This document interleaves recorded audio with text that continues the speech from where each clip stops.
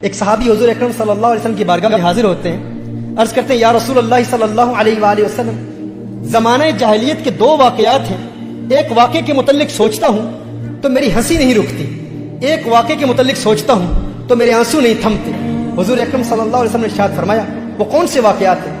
وہ عرض کرتا ہے کہ یا رسول اللہ صلی اللہ علیہ وسلم، زمانہ جاہلیت میں ایک مرتبہ میں ایک سفر پر جا رہا تھا، ایک بت تھا جس کی میں پوجا کرتا تھا، اس کو اپنا معبود سمجھتا تھا، پتھر کا بنایا ہوا بت میں اپنے ساتھ لے کے گیا، لیکن اس کا وزن اتنا زیادہ تھا کہ میں نے سوچا کہ کہیں اپنے ہی معبود کے وزن کے نیچے دب کے مر نہ جاؤں، تو میں نے سوچا کہ میں ایک اور معبود تیار کر لیتا ہوں۔ کہا کہ میں نے آٹے کا ایک معبود بنایا، کیونکہ آٹے کا وزن کم ہوتا ہے، کہا میں نے آٹے کا ایک معبود بنایا، ایک بت بنایا، باطل معبود بنایا کہ میں اس کو ساتھ لے جاؤں گا اور اس کی پوجا کرتا رہوں گا۔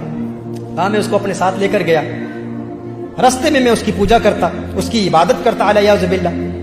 کہا لیکن ایک وقت آیا کہ زیادہ راہ جو میرے پاس کھانے کا سارا سامان تھا وہ ختم ہو گیا۔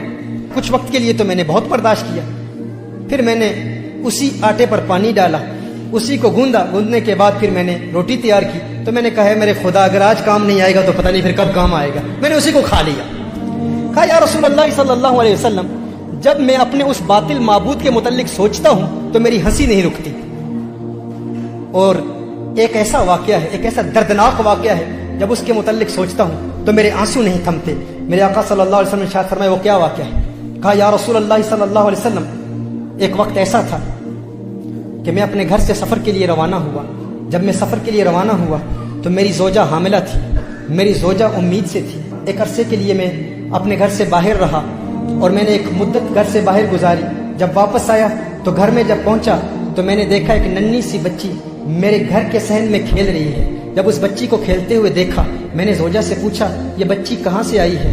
تو اس نے کہا ڈر کی وجہ سے، خوف کی وجہ سے، وہ جانتی تھی کہ یہ عرب کا معاشرہ ہے اور یہ وہ لوگ ہیں جو اپنی بیٹیوں کو زندہ دفن کر دیا کرتے ہیں۔ اس نے کہا کہ یہ آپ کی بیٹی ہے۔ اس نے کہا مجھے بہت غصہ آیا، لیکن وہ بیٹی بھاگتی ہوئی صحن میں میرے پاس آئی اور یا ابا کہہ کے مجھے پکارا، ہے میرے پیارے والد کہہ کے پکارا اور مجھے سینے سے لگا لیا۔ کہا اس وقت تو مجھے بہت پیار آیا، بہت محبت میرے دل میں پیدا ہوئی اور میں نے بیٹی کو زندہ دفن کرنے کا ارادہ ترک کر دیا کہ میں اب اسے زندہ دفن نہیں کروں گا۔ لیکن وقت گزرتا گیا، میرا لگاؤ اور میرا پیار میری بیٹی سے رفتہ رفتہ بڑھتا چلا گیا، میری محبت، میری چاہت، میری رغبت میری بیٹی سے رفتہ رفتہ بڑھتی چلی گئی۔ کہا کہ ایک وقت ایسا بھی آیا کہ وہ بلوغت کی عمر کے بہت قریب پہنچ چکی تھی۔ کہا لیکن اس وقت معاشرے کے بڑے بڑے عرب لوگ، ان کا دبدبہ اتنا تھا، وہ سویلائزیشن ہی ایسی تھی۔ ایک وقت ایسا آیا کہ میرا ظلم اپنی انتہا تک پہنچ گیا اور میں نے فیصلہ کیا وہ میری چہیتی بیٹی، وہ لاڈلی بیٹی جو بڑے پیار سے مجھے والد صاحب کہہ کے پکارا کرتی تھی، میں نے اپنی زوجہ کو کہا کہ اس کو فوراً تیار کر لے، اس کو نئے کپڑے پہنا، اس کی کنگھی کر اور اسے نہلا کر تیار کر کے اسے بتا کہ میں اسے فلاں رشتہ دار اور فلاں قبیلے میں ان کی شادی ہے، اس شادی پر اس کی سہیلیاں اس سے ملیں گی اور وہاں لے جا رہا ہوں۔ جب اس نے کہا کہ میں نے اپنی زوجہ کو بتایا، کیونکہ زوجہ جانتی تھی کہ عرب معاشرے میں کس قدر ظلم کیا جاتا ہے،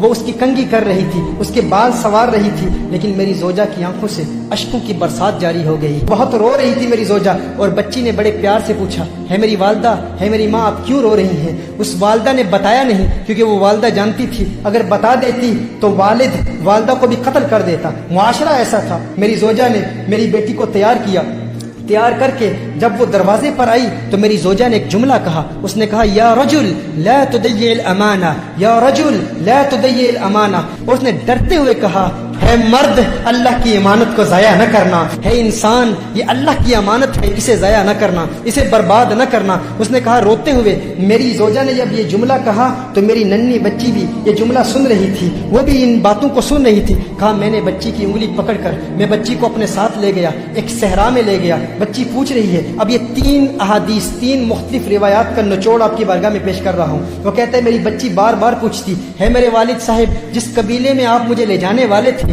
یہ رستہ اس قبیلے کو تو نہیں جاتا، آپ مجھے کہاں لے جا رہے ہیں؟ ایک روایت میں آیا کہ اس بچی نے کہا، اس نے کہا کہ میں نے بچی کو اٹھا لیا، بچی تھک گئی، تھوڑی دیر کے بعد وہ بچی خود کہتی ہے والد صاحب آپ تھکاوٹ تو محسوس نہیں کر رہے، آپ تھک تو نہیں گئے؟ کہا میں نے اپنی بچی سے کہا میں نہیں تھکا۔ بچی نے کہا نہیں آپ تھک گئے ہیں، اب میں آپ کے ساتھ چلوں گی۔ انگلی پکڑ کر اس بیٹی کو وہ والد اپنے ساتھ اس صحرا میں لے گئے۔ اب جب اس نے دیکھا کہ میں نے گڑھا کھودنا شروع کر دیا، میں نے وہاں پر ایک گڑھا کھودا تو بچی کہہ رہی ہے میرے بابا جان یہ گڑھا کیوں کھود رہے ہیں؟ ایک روایت میں آتا ہے کہ جب بچی نے دیکھا کہ والد صاحب کا پسینہ نکل رہا ہے تو وہ بچی خود اپنے کپڑوں سے والد صاحب کا پسینہ پہنچ رہی ہے کہ میرے والد کو تکلیف نہ ہو۔ جب والد کی تکلیف دیکھی تو وہ بچی بھاگ کر آتی ہے اور خود گڑھا کھودنے میں مدد کر رہی ہے۔ کہا لیکن میرا دل پتھرا چکا تھا، میں پتھر دل ہو چکا تھا، اور زمانے کا، معاشرے کا رعب اور دبدبہ اور فکر اس قدر لاحق تھی کہ میں نے اپنے بچی کو اٹھا کے اس گڑھے میں پھینک دیا۔ جب بچی کو گڑھے میں پھینکا تو ریت میں نے بچی پر ڈالنا شروع کر دی۔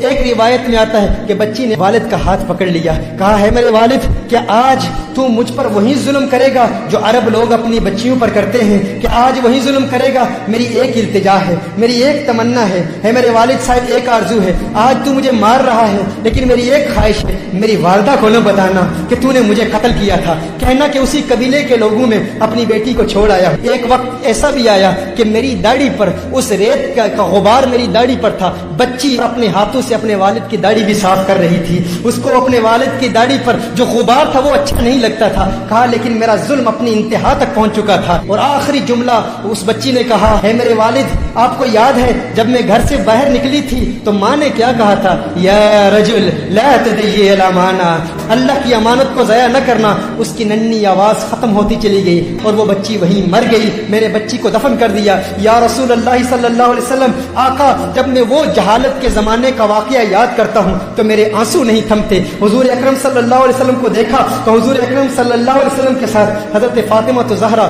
رضی اللہ تعالی عنہا موجود ہیں۔ میرے آقا نے فوراً فاطمہ زہرا کو سینے سے لگا لیا، سینے سے لگا لیا۔ میرے آقا کی آنکھوں سے اشکوں کی برسات جاری ہوگی۔ ہم تو اپنی بیٹیوں سے پیار کیا کرتے ہیں۔ میرے آقا نے فرمایا ہے ظالم انسان، اگر زمانہ جاہلیت کے گناہوں کی وجہ سے اور ظلم کی وجہ سے اللہ مجھے آج کسی سے بدلہ لینے کی اجازت دیتا تو سب سے پہلے تجھ ظالم سے بدلہ لیتا۔ محترم احبہ، اپنی بیٹیوں کو بتائیں کہ حضور اکرم صلی اللہ علیہ وسلم نے ان بیٹیوں کو جینے کا حق دیا ہے۔ میرے آقا صلی اللہ علیہ وسلم نے ان بچیوں کو وہ مقام دیا ہے۔ کیا مقام دیا ہے، کیا مرتبہ دیا ہے؟ رسالت میں آپ صلی اللہ علیہ وآلہ وسلم ارشاد فرماتے ہیں جب کسی کے ہاں لڑکی پیدا ہوتی ہے تو اللہ تعالیٰ اس کے گھر فرشتوں کو بھیجتا ہے۔ آج آپ دیکھیں آپ کے گھر بیٹی پیدا ہو جاتی ہے، آپ پریشان ہو جاتے ہیں، دو بیٹیاں پیدا ہو جاتی ہیں، آپ پریشان ہو جاتے ہیں کیونکہ بیٹوں پر ہم فخر کرتے ہیں۔ میرے آقا صلی اللہ علیہ وآلہ وسلم ارشاد فرماتے ہیں جب اللہ تعالیٰ کسی کو بیٹی عطا کرتا ہے، لڑکی عطا کرتا ہے تو اس کے گھر فرشتوں کو بھیجتا ہے۔ فرشتے آ کر کہتے ہیں ہے گھر والو تم پر سلامتی ہو۔ پھر فرشتے اپنے پر بچھا دیتے ہیں، اپنے پروں کے سائے میں اس بچی کو لے لیتے ہیں اور اپنے ہاتھ اس بچی کے سر پر پھیرتے ہیں، اور پھر فرشتے کہتے ہیں کہ یہ ناتواں کمزور جان ہے، جو اس ناتواں کمزور کی پرورش کرے گا قیامت تک اللہ کی مدد اس کے شامل حال رہے گی۔ میرے آقا صلی اللہ علیہ وسلم نے ارشاد فرمایا بیٹیوں کو برا مت کہا کرو، تم دیکھتے نہیں میں محمد عربی بھی بیٹیوں والا ہوں، تم دیکھتے نہیں میں بھی بیٹیوں والا ہوں۔ بے شک بیٹیاں تو بہت محبت کرنے والی، غم گسار اور بہت زیادہ مہربانی کرنے والی ہوتی ہیں۔ ایک حدیث میں میرے آقا صلی اللہ علیہ وسلم نے ارشاد فرمایا جس شخص پر بیٹیوں کی پرورش کا بار پڑ جائے اور وہ ان کے ساتھ حسن سلوک کرے تو اس کے لیے جہنم سے روک بن جاتی ہے، بیٹیاں اسے جہنم میں داخل نہیں ہونے دیتی۔ یہ بیٹیوں کا مقام ہے، کس نے دیا؟ میرے آقا صلی اللہ علیہ وآلہ وسلم نے دیا۔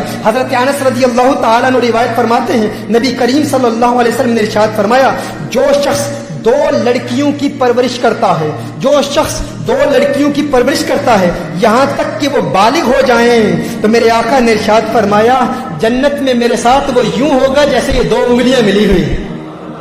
اگر جنت میں آقا کی صحبت، آقا کی خدمت میں رہنا چاہتے ہو، آقا کے قریب رہنا چاہتے ہو تو بیٹیوں کی پرورش کرو۔ شارحین فرماتے ہیں حضور نے دو لڑکیاں فرمایا، دو بیٹیاں نہیں، یعنی اگر کوئی دو بیٹیوں کی پرورش کرے یا دو بہنوں کی پرورش کرے اور شریعت مطہرہ کے مطابق کرے اور وہ ان کی آنکھوں کے سامنے بالغ ہو جائیں، ان کے حقوق ادا کرے تو جنت میں وہ حضور اکرم صلی اللہ علیہ وسلم کے ساتھ ہوگا۔ یہ مقام میرے آقا صلی اللہ علیہ وآلہ وسلم نے عورت کو دیا۔